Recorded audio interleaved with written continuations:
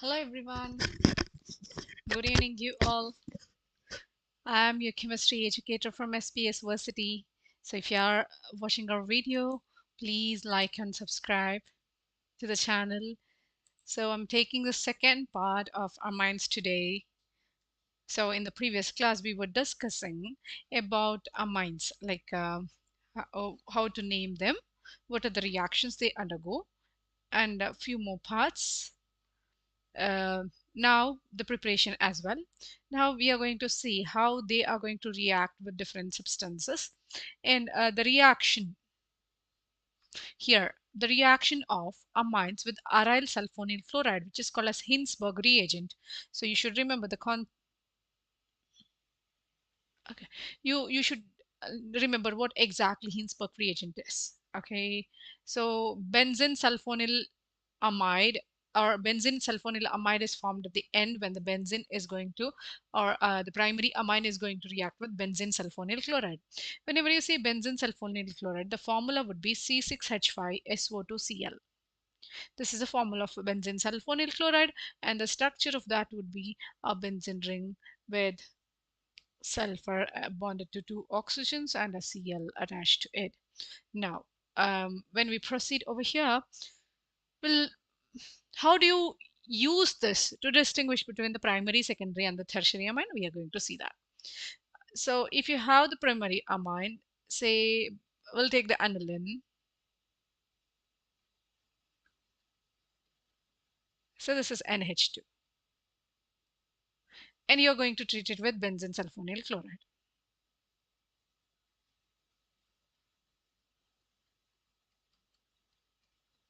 Then Cl from here and the H will from here will go, and you're going to get the structure. This one with the two oxygen, and then NH and a benzene ring again. So this is called as benzene N-ethyl. So here we have taken a different substance. So benzene sulfonyl amide. And if you have CH3 NH2, then you are going to get NH with one more CH3 group. Say the second, I'll take the secondary amine. I'll change the compound now. CH3 NH CH3. Let me take this compound. This is a secondary amine, this is a primary, and this is a secondary amine, and which is going to react with PHSO2Cl. pH is nothing but a benzene ring over here. So this hydrogen and one chlorine from here will go. As a result, you are going to get a benzene ring with SO2 group, and along with this SO2 group, you will be having N, which is attached to two methyl groups. And I'm going to take the tertiary amine. I'll take CH3 and CH3, CH3. And if you make it react with PHCO2, PHSO2Cl, that's benzene sulfonyl chloride, or the Hinsberg reagent, then there is no hydrogen in this, so this doesn't react. So H, a hydrogen from the amine and the Cl from the Hinsberg reagent, they combine and they go as a side product. Now, here there were two hydrogens, and here there is one hydrogen which is attached to nitrogen, and here there is no. So because of this,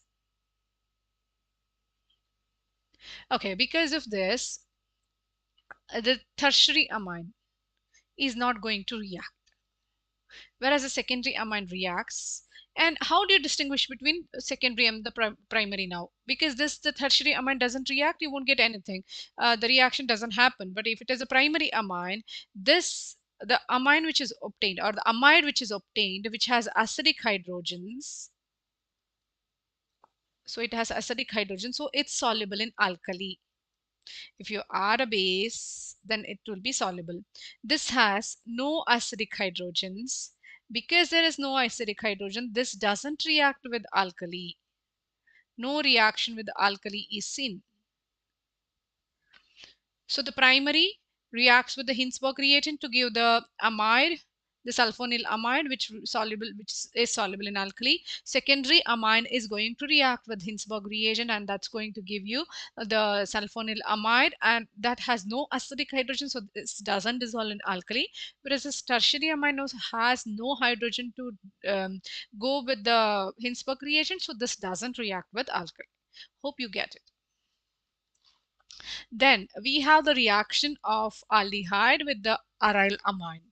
So if you take the primary amine generally, or you can even take the aryl amine, when this reacts with aldehyde or the ketone, you get N double bond C, which is called as a Schiff's base. And Hofmann mustard oil reaction. So whenever you say Hofmann mustard oil reaction, you're going to take the amine, that's a primary amine, with carbon disulfide. Instead of two oxygens over here, which is present in the carbon dioxide, you are going to replace it with the sulfur. So you are going to get carbon disulfide, which is going to, which and then a reaction with the mercury chloride. This is going to give you alkyl isothiocyanate. Okay, this is going to have a smell like mustard oil. So the compound which is responsible for the mustard oil smell is alkyl isothiocyanate. And this reaction is called as Hofmann mustard oil reaction. So there are different reactions: Hofmann uh, um, ammonolysis, or the Hofmann bromamide reaction, and also Hofmann mustard oil reaction. These three reactions come under this chapter. So be aware of which one is going to give you which product. Okay, then the electrophilic substitution reactions of amines is what we have to see. This is with respect to the same thing which I repeated back then. If you have aniline, that's going to react with benzene sulfonyl chloride. This is actually the reaction uh, of the primary, secondary, and the tertiary amines to give the corresponding amide. Yeah, now we'll see the oxidation. So if you see the oxidation of primary, secondary, and the tertiary amine, you may see the difference. If you have the primary amine, and if you're going to oxidize it, then what do you mean by oxidation? You can use a K-metaphor as a oxidizing agent. Then hydrogen from here will go, hydrogen from here will go, so you get imine, CH double bond NH, that's called as imine. And if you hydrolyze it, so you have R CH2 NH2. And if you're going to oxidize, it's nothing but the removal of hydrogen. These two hydrogens will go and this bond shifts over here. So you get R C double bond NH, R CH NH. When you hydrolyze it, so this entire group will go as NH3, and you get R C double bond O H. That's an aldehyde. This is the reaction of primary amine with oxidizing agent. Instead of this, if you take the secondary amine, that's N CH2 NH and one more. So I'll remove this. I'll make it simpler.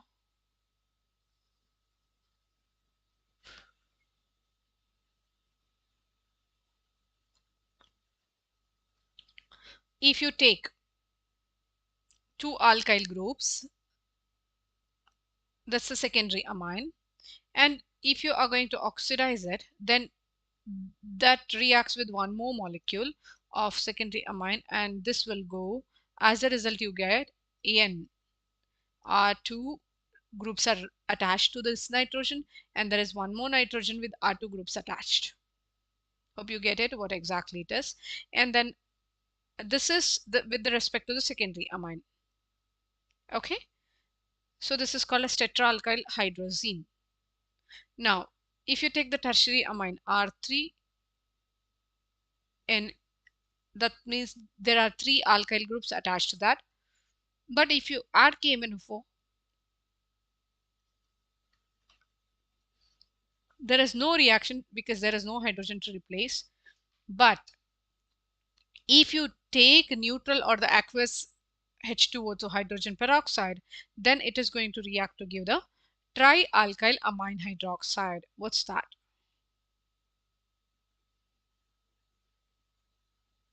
Trialkyl, three alkyl groups are there. N with the OH with the plus charge. Actually, this should be the, if you treat the second one, a secondary amine with the Carose acid, if you treat it with KMnO4, then you will get the tetraalkyl substituted hydrazine. And if you are going to treat it with Carose acid, then you are going to get hydroxyl amine. So primary amines and the secondary amines and the tertiary amines, they are going to react with oxidizing agents, different oxidizing agents in different ways to give the different products. If you have a mixture of amines, then how are you going to separate them? This is the next topic which we are going to study. So you have a group of amines. So how to separate them? Okay, sorry for that glitch.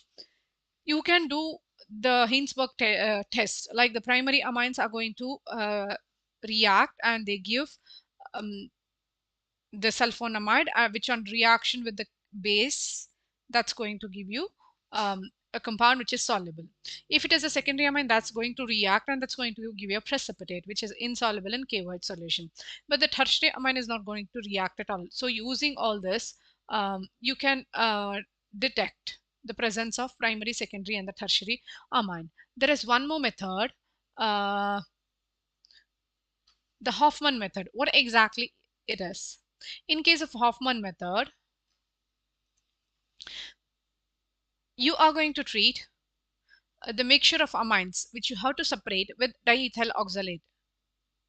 Okay, so how do you write diethyl oxalate? See, this is oxalate.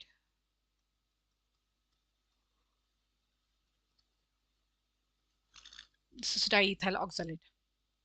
So the primary amine reacts with that to give a solid. The secondary amine reacts with this to give oily liquid, and the tertiary amine doesn't react at all. So this again shows the difference between the primary, secondary, and the tertiary amines, how they react with the diethyl oxalate. And also you can go for fractional distillation, which is dependent on the boiling point of the substance which is present in that. So if you have primary, secondary, and the tertiary amine, depending on their boiling point, they can be separated. Then we have the next method, which is called as benzoylation. What exactly benzoylation is? This is also called a Scott-Bowman reaction. So you're going to take the benzyl chloride and you're going to treat it with the amine. So Cl from here, H from here will go, and you get C double bond O,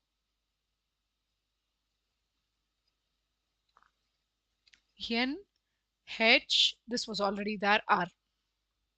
So this is called as benzamide, alkyl substituted benzamide in the presence of a base. Now, what is alkylation? You're going to alkylate the amine. That means the N group, which is there in amine, that gets substituted by an alkyl group. For example, if you take aniline and if you make it react with the methyl iodide or the alkyl iodide, then one hydrogen from here will go, one iodine from here will go. So this hydrogen gets replaced by the alkyl group which is present in the alkyl halide. So if you treat aniline with methyl iodide, you get C6H5NH with one CH3 groups. That's called as N-methyl aniline. Hope you get it. And if you are going to treat that secondary amine once again with methyl iodide, hydrogen from here will go, iodine from here will go. As a result, you get C6H5N, two molecules of two groups of CH3. That means it is N dimethyl aniline. So if you directly treat the aniline with the two molecules, 2 moles of methyl iodide, then you get a tertiary amine. Otherwise, you get a secondary amine where the alkylation is going to happen.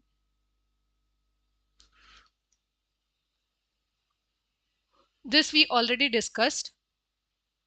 Aniline is made to react with aldehyde to give the Skiff's base. And reaction with the Hinsberg reagent, we already know that the aniline can react with the Skiff's base to give the sulfonamide, which because of the presence of acidic hydrogen which is soluble in alkali. And we know that this is why is it acidic in nature? Because there is a lone pair of electron because of which it acts as a Lewis base. But still, if you are going to treat it with sodium, then hydrogen, one of the hydrogen is replaced by sodium, which is called as sodamide. And the diazotization reaction, this is a popular reaction which we have discussed so many times before this. So whenever you say the diazotization, you're going to treat the aniline with the sodium nitrite and also HCl, and this the temperature conditions are below 0 degrees Celsius, or almost around 0 degrees Celsius, 0 to 5 degrees Celsius, in which where the amine is going to, that aniline is going to form a diazonium salt. This diazonium salt is very important for the preparation of azodize.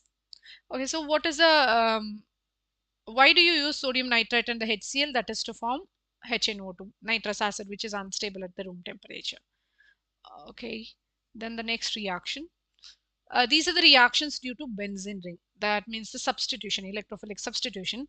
So the lone pair of electrons which are present over the nitrogen, they are involved in the resonance throughout the ring, because of which ortho and para positions are electron rich, which where the electrophile can be attacked. So the substitution takes place at ortho and the para positions.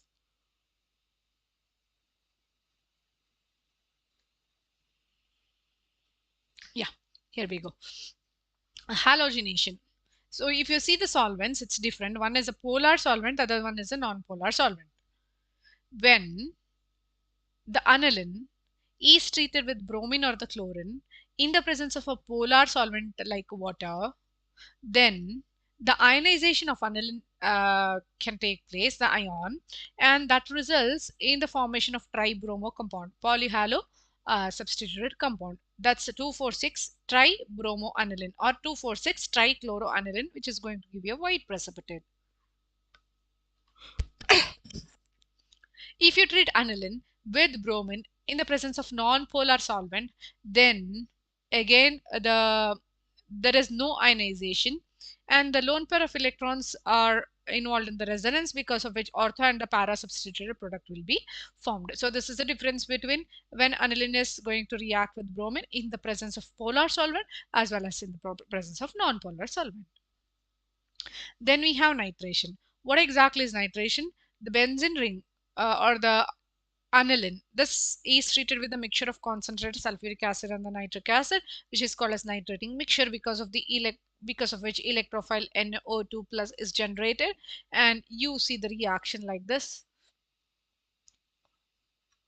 When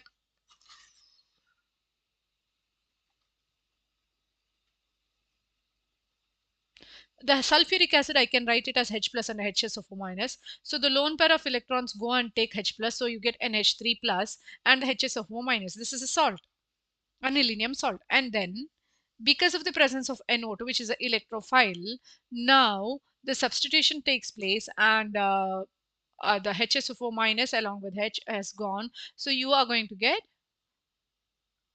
meta substituted product. Because meta substituted product, since the lone pair of electrons are not involved in the resonance over here because of the positive charge, so the electron shifting will take place like this, then these positions will get a small positive charge, so these are electron deficient. So again the electrophile NO2 can't come and attack here. So compared to this, the meta position is bit stable, and the groups can come and attach to it, the electrophile. Then you say indirect nitration. What is indirect nitration? So the hydrogen which is in the NH2 group of aryl amine, that can react with the compound, so that is protected first, and the benzene ring is undergoing substitution, and again you deprotect that NH2 group. So how are you going to do it? You are going to treat it with acetyl chloride, that's CH3COCl, and then the hydrogen from here and the Cl from here will go, and you get NHCOCH3. After this, you can nitrate it, and you get ortho para products. Then after that, you hydrolyze it so that you get the NH2 group back on the top. So this is by protecting some of the groups.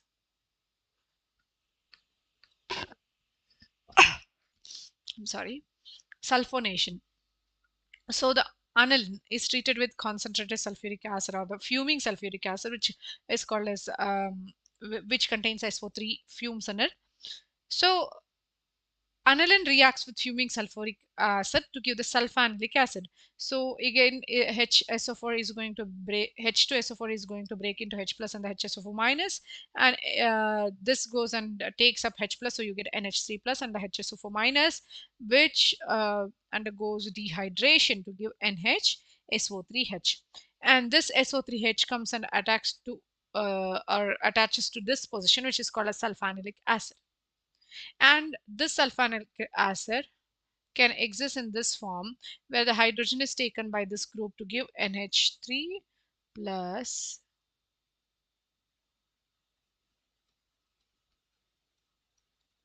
This is called as Witter ion, bipolar ion, or the ion which possesses both positive and negative charges in a single molecule. So this is called as Witter ion. So this is obtained by the sulfonation of aniline. Then we have the catalytic hydrogenation. Whenever you say the catalytic hydrogenation, aniline can be hydrogenated in the presence of nickel and the hydrogen over the nickel catalyst, and all the double bonds which are present inside the ring will be substituted by hydrogen, and you get, instead of aniline, you are going to get, what is this, cyclohexane amine. Then we go to the next topic, which is diazonium salt. Whenever you say diazonium salt, how do you prepare it?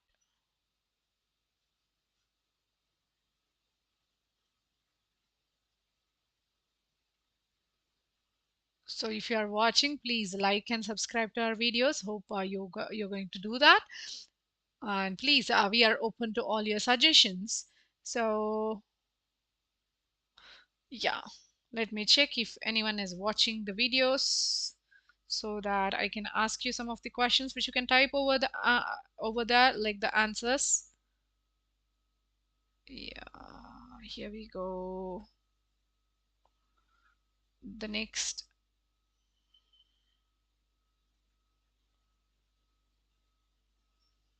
Yes. Now we come to the diazonium salt. Diazonium salt is prepared when the primary amine is made to react with the mixture of sodium nitrite and the HCl at a lower temperature. And this, in case of diazonium salt, it's very stable. It's when it is dry, it's in the dry state.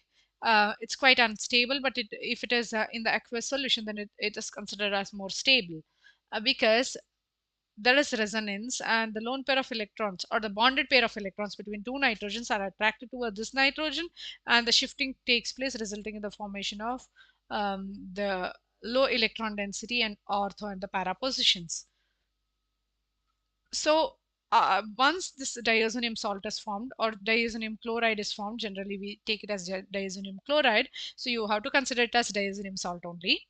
And then it is treated with the copper chloride, copper 1 chloride, in the presence of HCl. Then the Cl gets substituted in the place of X minus. If you treat it with Cu2 Br2 in the presence of HBr, then the X gets replaced by Br. CuCN and KCN, then the X is replaced by Cn. So in all these reactions, the replacement of the halogen by any of the reactants which contains either chlorine or bromine or the iodine is going to take place, and the N2 gas goes off, so you get aryl halides. So this reaction is called as Sandmeyer reaction. Then we have the Gutermann reaction. Gutermann reaction is the one where you are going to treat the benzene diazonium salt with, instead of the copper chloride or copper bromide or copper cyanide, you're going to directly treat it with copper and the HCl or copper and the HBr. So again, the same type of product will be formed where the halogen which is present in the ring or attached to the nitrogen in the benzene ring, that gets replaced by the halogen which is present in the acid, like Cu bar HCl, it's a Cl, Cu bar HBr, then it is Br.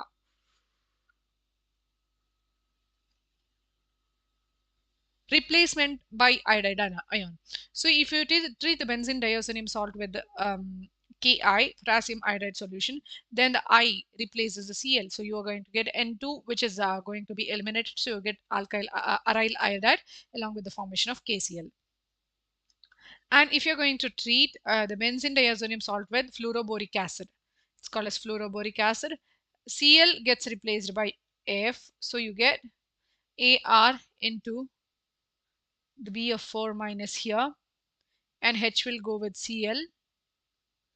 And now this is unstable and it is going to break up into, so N2 gas will go, BF3 will go, 1F gets attached to aryl group.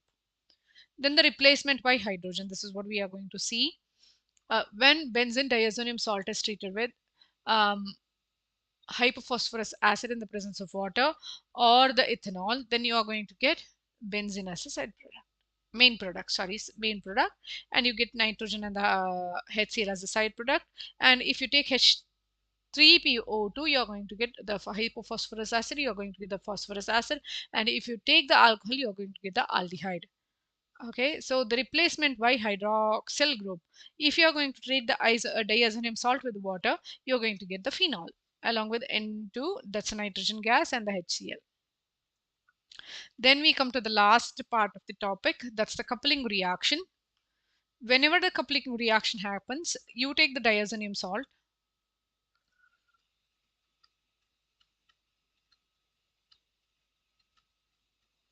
it is coupled with either phenol and the aniline. So the hydrogen and the chlorine from here will go, hydrogen and the chlorine from here will go. You get, in the presence of base, actually base abstract this and then this reaction happens, but we can directly say this is HCl will be the side Cl minus, better to put this way.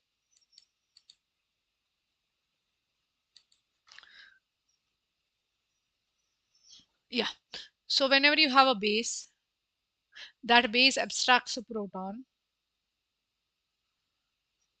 and you get a negative charge over here that goes and attacks over here. So this shifts, because of which, what do you get?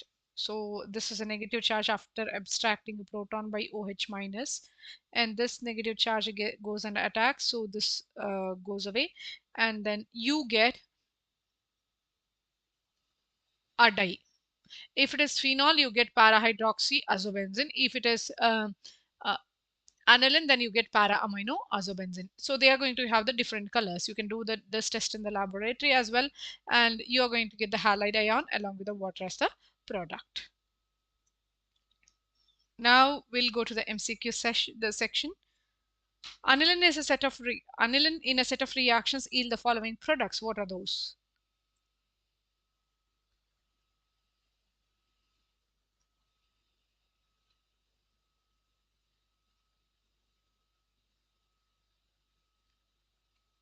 NH2. When it is treated with any NO2 and the HCl, that is the diazotization reaction. So you are going to get a benzene ring with N2Cl first, and then it gets converted into OH. Okay, when you treat it with CuCN, this OH gets replaced by Cn. When you are going to hydrogenate it, what is that you are going to get? CH2, NH2. Because it's a C triple bond N, because of the addition of hydrogen across this triple bond, you're going to get the amine. Which one? Again, diazotization. HNO2 is nothing but the diazotization. What's that you're going to get?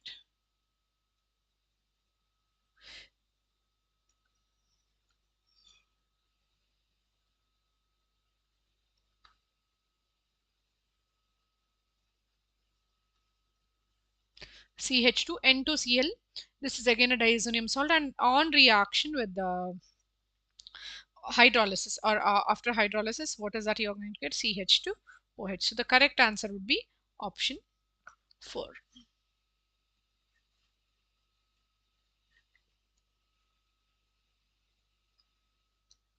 Okay, a compound X with 7 carbon atoms on treatment with Br2 and the KOH gives Y.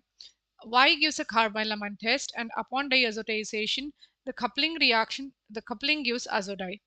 X is, this is a question. So what you can say about this?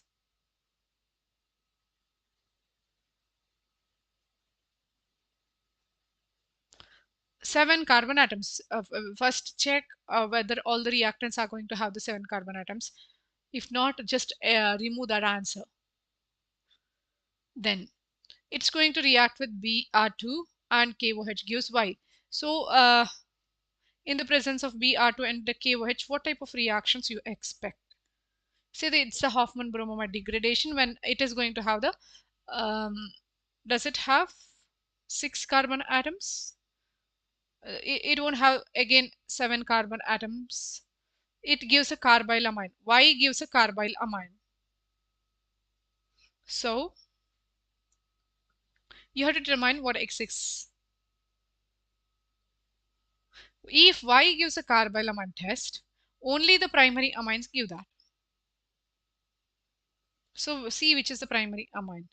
So this can't give the test. Okay.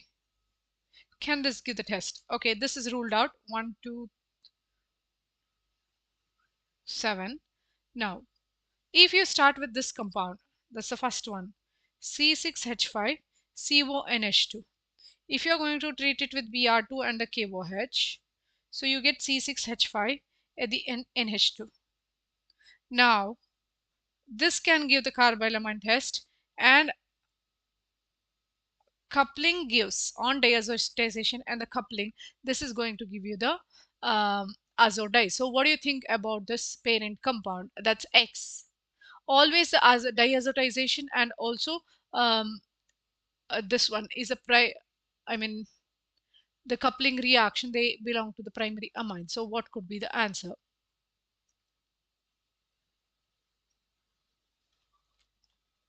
So this undergoes both the coupling reaction as well as this undergoes the carbylamine reaction. So the correct answer would be option A. Methyl ethyl propyl amine forms non-superimposable mirror images, but it does not show the optical activity because methyl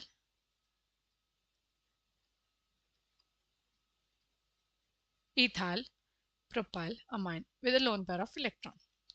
So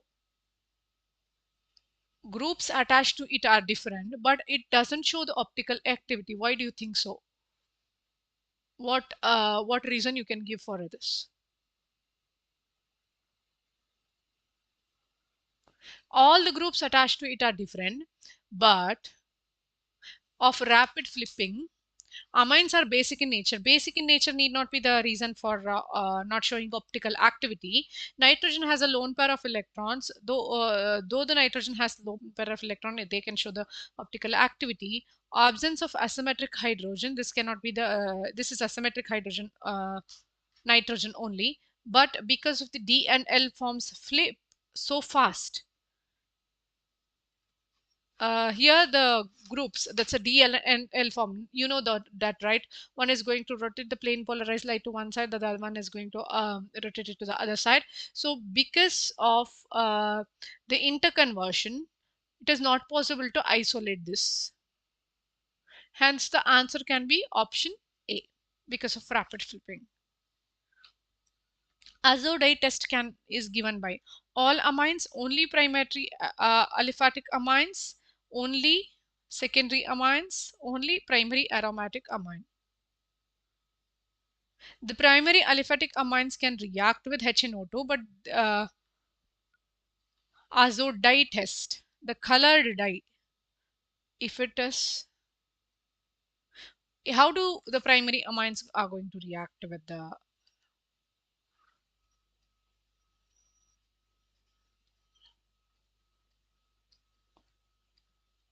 if you treat it with HNO2, you're going to get N2Cl, which can undergo, this is Azodi, Diazonium salt, which can undergo Azodi test. So it can be possible only with the primary aromatic amines like aniline. In a reaction of aniline, a colored product was obtained. So it should be azoride reaction. What it could be? So you start with NH2. That's going to give you N2Cl. Then it is made to react. How do you write it? I'll put it in this way. N triple bond N. Okay, and a plus charge, lone pair of electron. Plus this is or Cl minus over here. This is made to react with this one, NN dimethyl aniline. So one hydrogen from here will go, and you get in the presence of a base.